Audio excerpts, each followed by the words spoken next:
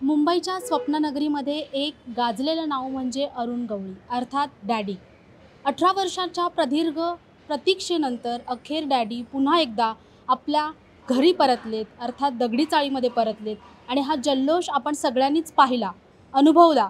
आणि आज मी त्यांच्या फॅमिलीसोबत आहेत, अर्थात योगिता मॅडम आणि मम्मीसोबत आहे. आणि त्यांच्यासोबत आपण खास बातचीत करणार आहे की तो आनंद काय आहे आणि काय वाटतं त्यांना. योगिता मॅम, काय वाटतं तुम्हाला की आज डॅडी घरी परत आलेले आहेत? काय भावना आहेत? आणि आनंद ऐन म्हणजे गणेश उत्सवाच्या काळात तुम्हाला इतकी छान बातमी मिळाली.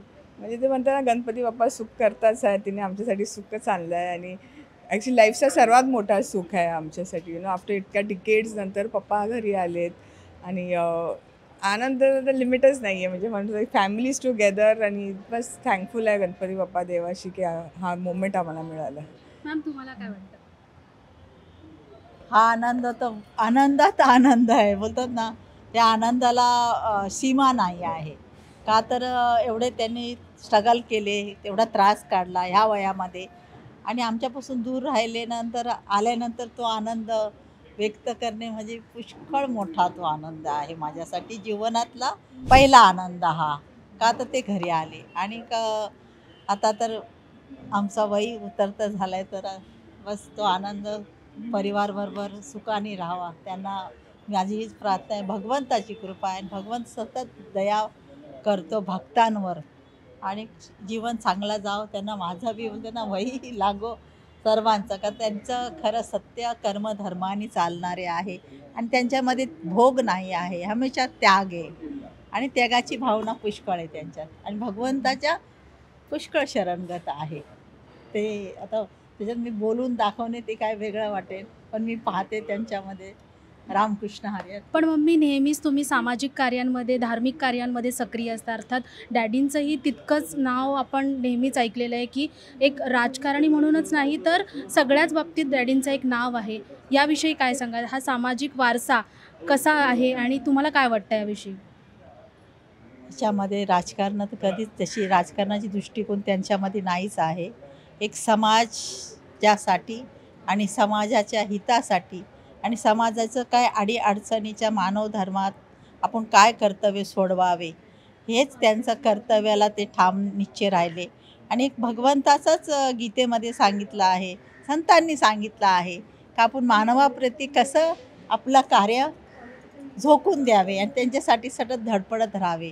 तर तेच खरं धर्म आहे आपला असं वाटतं. 18 वर्षांनंतर डॅडींना पुन्हा घरी बघितल्यावर, समोरासमोर बघितल्यावर काय भावना होत्या? त्या भावना म्हणजे बोलतात ना, तो आनंदात डोळे इतके रडले. म्हणजे त्यांनी डोळ्यांनी व्यक्त केलं रडून. म्हणजे पुरे इंद्रियांना तो आनंद इतका सामावलाच नाही. तो आनंदाला माझ्या शरीराच्या, माझ्या इंद्रियाला आणि मनाचा म्हणजे सर्व बुद्धी, सर्व इंद्रिय आनंदित आनंद झाले. आणि एवढं मी म्हणजे पूर्वीपासूनच वेगळी राहिली. आम्हाला हमेशा वेगळं राहायला लागलं जीवनामध्ये.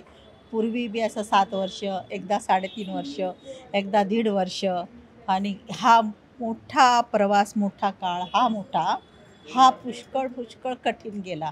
का तर मुलं मोठी झाली होती, वय होतं आणि सर्व असं वाटलं खोटं करणे, खोटं झेलायचं म्हणजे कठीण जातं.